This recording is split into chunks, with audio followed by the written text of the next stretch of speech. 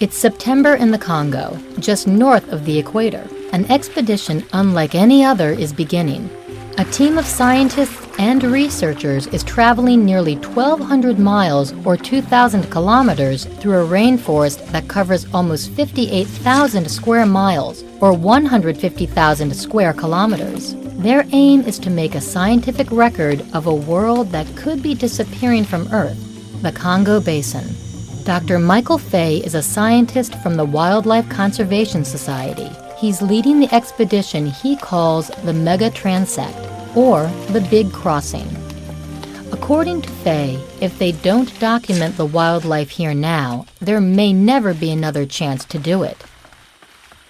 What I'm trying to do in a desperate way is to show the world that we're just about to lose the last little gem in the African continent. And if we don't do something now, if we don't do it today, we can forget about it. The Congo Basin contains almost 1/4 of the world's rainforests. It may have up to half of all of the wild plants and animals found in all of Africa. Fay's plan is to collect and record data on almost every part of the rainforest. He wants to document the trees, the plants, and the animals that he sees there. It's a job that's going to take time. After 8 months of traveling, the team is now in Gabon. Their next challenge is to reach a group of strange hills that are made of stone and which rise far above the forest floor. At last, the men reach the hills and begin to walk up. Suddenly, they realize that they're finally above the tops of the trees. You can see a long way here,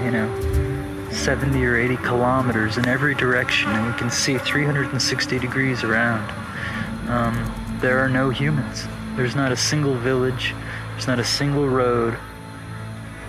It's an amazing place. The team continues. They can hear their next challenge before they reach it. Rapids. Okay. Wow.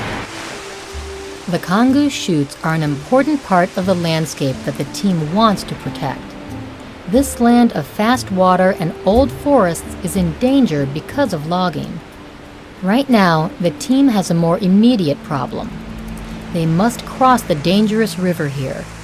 It's only a few hundred meters wide, but the team must use guide ropes, stepping stones, and everything they know to get across. It takes a full day, and there's still a long way to go. After more than a year, the team finally reaches the end of their travels.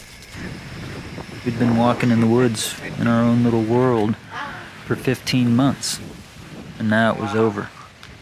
Dr. Fay's expedition walked through some of the wildest lands of Africa.